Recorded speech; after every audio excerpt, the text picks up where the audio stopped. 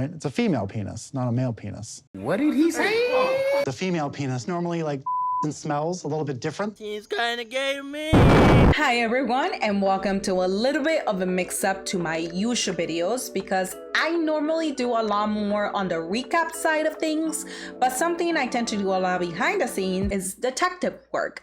A lot of it. I call it detective work, others call it being nosy or a chismosa. If there is one thing on this earth that I am a slut for, it's chisme. Whatever you call it, I just don't cover it because we already have a lot of people like Kiki and Kivitz that do an amazing job already. I actually got a lot of the information myself, but then I confirm it with Kiki and Kivitz because usually she has, the pretty confirmed real tea. So yeah, just letting you guys know. Make sure you go give her a follow. I also have a lot of opinions about Loren, and they are giving me a new level of creep vibes, like Kyle. Loren's introduction into the series comes off as someone who has overcome many challenges to make him be this incredible person he is today. Introduced to us working as a drag queen assistant where he collects the money, helps them sip up, and brings them drinks. There's a lot of firsts for me when it comes to Loren. They even got some of their comments on Loren, and they all claim to love him and make nice commentary about who he is. Every family has a glue. Yes. I feel like Loren is the glue. Like, for sure. It's almost as if they're foreshadowing how deceiving Loren is. And this is your first example of it. But you don't know much about Loren, so let's get to know him. Here, I'll let him explain. Where I grew up in the countryside, in Washington State, was incredibly difficult to fit in. Loren describes his childhood being misunderstood and titled as the gay or weird kid. As a kid, that's got to be rough and conflicting. Being bullied is not easy on anyone. But then he shifts focus to his sexuality, gynosexual. I never heard of this. It means that I find femininity attractive, not necessarily gender. I also didn't hear him the first time, so I thought he said gynosexual, which to me made me think of sexual liking to dinosaurs. You should feel bad. What he identifies as is not wrong. That's his choice, but I believe that he has told himself he needs to use terms that make no sense in his head to come to terms with the idea that he's still attracted to men that display feminine traits. And in comes the hot take. The penis is much more fun to play with as long as it's female, right? It's a female penis, not a male penis. A new concept to me was that he talks about female versus male penis, and I'll let him explain that one to you all. The female penis normally and smells a little bit different, and so the energy of it is different. Another thing that I find hilarious is that there's an actual definition for this, but he is wrong. It's not because one is cleaner than the other or because they smell differently. There's actually a rare condition called ambiguous genitalia where a child is born with outer genitals that do not clearly look either male or female. They might have features on both sexes or not be fully developed. What he is describing is something that he pulled out of his ass to justify his creepy behavior.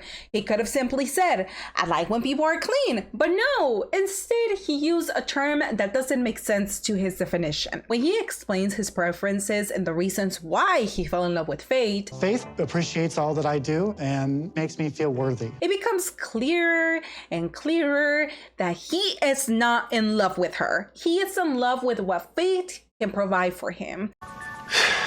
That was deep. At this rate, you have to understand that Loren is quite the unique individual, and it doesn't slow down because by the end of this episode, Loren is already on a plane to go meet someone that fits his criteria. This is a quick version of his story, but we have a lot to unpack that I haven't showed you yet. So Loren is dating Faith, a ladyboy from the Philippines, which is a translation and not a derogatory term over there. Faith is clueless about a lot of Loren's actions and intentions. Did she think you guys exclusive? I mean, we don't really talk about it. For example, Loren has been treating this as a polyamorous relationship, but it's one-sided, and Faith doesn't even know that. We have a scene where some of Loren's friends try to drop a hint while hurting her feelings. When questioned after, Loren is quick to admit that he hasn't told Faith about what he's doing.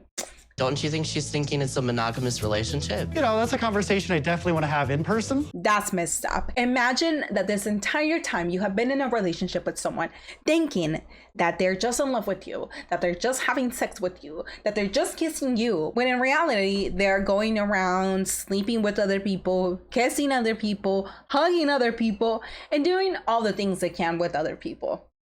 But you might be able to excuse him if that was the only thing he was hiding. I'll tell you now, the lack of transparency is insane, and it only continues because he has no plans to currently bring Faith back to America. The plan is to move over with her and start a new life since he knows he can't make it out here. My ideal scenario would be I go to the Philippines, find a way to live with Faith, and then stay there forever. Remember this is very important because he says it's due to the cost of living. I actually have a small inclination that this has to do a lot with something else anyways. So there's no plans to stay here in America, as I mentioned, and Faith not only doesn't know that, but doesn't know about his situation here. But I'm not done yet. Loren doesn't have a home or an apartment of his own and has actually been couch surfing, at least that's what he calls it. I've been hinting at me sleeping with other people. Like, I let her know that I stay over other people's houses, but I'm not sure that she understands. You see, another scenario one. where he lies to Faith. Poor girl. And this is her first boyfriend. Imagine your first relationship being with a liar, manipulative piece of crap that's planning on couch surfing his way into your life. He also has a horrible financial situation. We see Loren's friend, who is actually his ex, pay for lingerie that is going to be for Faith because he has no money. I don't know about you guys, but I definitely wouldn't wear something that was purchased by someone's ex. I don't know how Faith is going to react, especially if she wants to come to America and I can't afford to support her here. So much deception. Am I the only one who feels this way? Please let me know if you guys don't see it that way in the comments. I want to know what you guys think. Now, I know I mentioned that at the end of the episode, we see him get on a plane, to head over to the Philippines.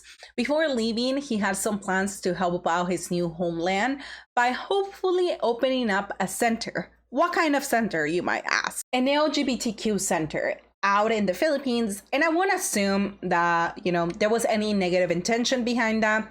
That GoFundMe produced $0. This irked me a little bit, mostly because I am a loving mother. I might not be the best mom in the world, but I love my children dearly. Something that hasn't been disclosed, and I wouldn't be surprised if it is never disclosed, is that Loren is the father of 2.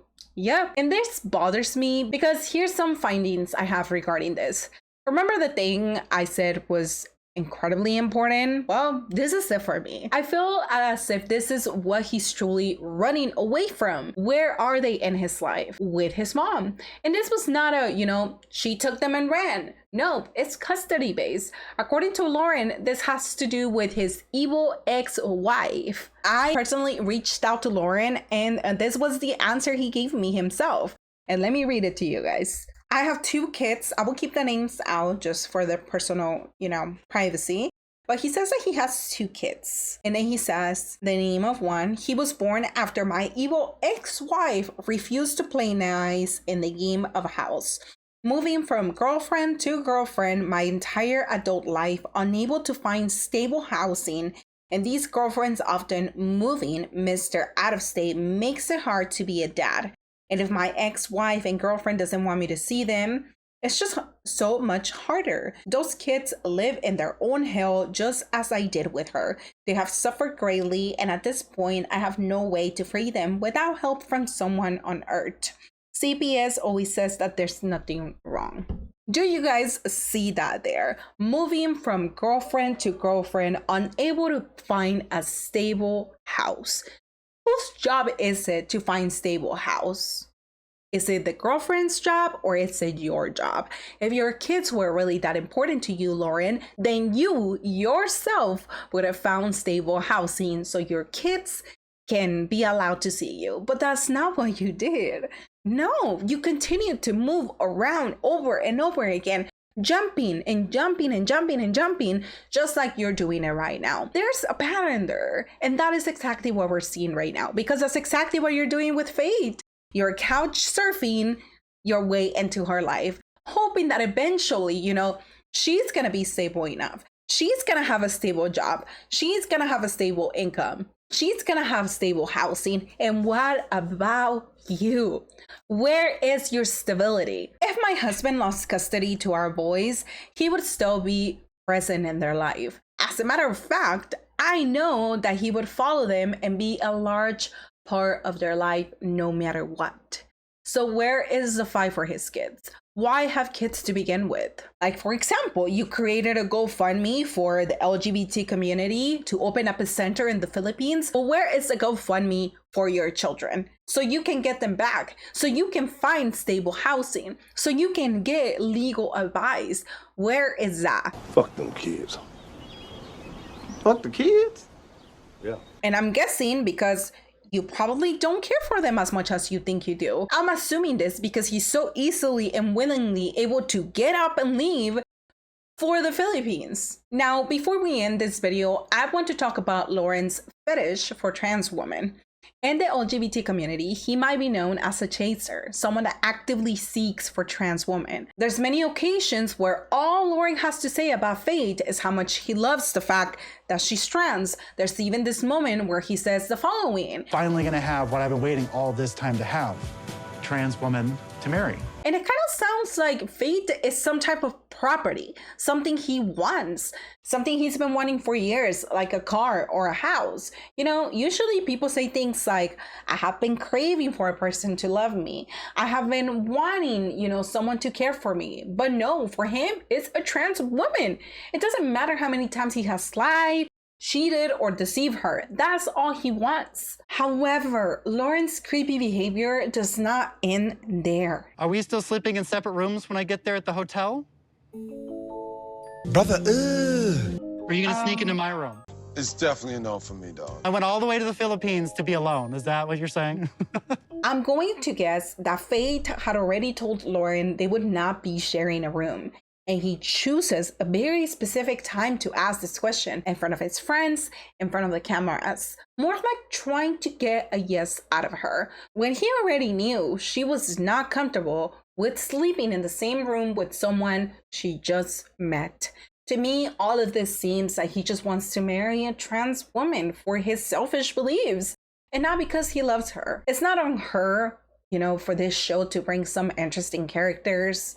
I know it's easy to judge these people while we sit behind our screens, but sometimes the show only puts on display how bad some of these people are. People like Angela or Kyle are not good people. And right now, I wouldn't necessarily put him all the way at the top with them, but he's getting super close. Who knows how I'm going to feel about him next week or at the end of the season. I would love for you guys to leave this video separating the horrible person that Loren is from the LGBT community, because he does not represent the community. We get people like him shining a bad light onto this community when we do not need them. This is a community that's already marginalized, and when we get people like him, it just gets worse. So I do want to leave you guys with that. Just do your best to keep those two separate. I also wanted to share some extra things. As you guys saw in my community post a couple days ago, I saw my brother after 15 years of not seeing him. He's actually my half brother, for those that are wondering. We haven't seen each other for 15 years. It was such a roller coaster of emotions when I saw him again after such a long time. So that is why this video is so late, because it was a surprise. I didn't even know it was gonna happen. So when it happened, I was like, you know what? Everything else can wait. But this is a moment that I'm not gonna get to experience again for a really long time. So yeah, just letting you know, guys, why the video is late. I also got a job, which makes me extremely happy. YouTube is good, but it does not pay the bills, so I have to get another job to be able to provide for my family. My videos are going to slow down a little bit. I hope that I can still bring you guys as many videos as I have been posting in the past. And that's gonna be it for today, guys. Thank you for being here. Thank you for watching. Thank you for your support. You guys have no idea how much I appreciate that you guys watch my videos, that you guys like them, that you guys comment. And no way did I ever think that I was going to be able to build this community. And in no way did I ever think that I was going to get, you know, even 2,000 views. Like, I didn't even think that was going to happen, or that I was going to get 2,000 subscribers. Like, I'm actually so close to hitting 3,000 subscribers, and that is all because of you guys. All because of you guys. Like, this would not be possible if it wasn't for you. So again, thank you all, and have an amazing day.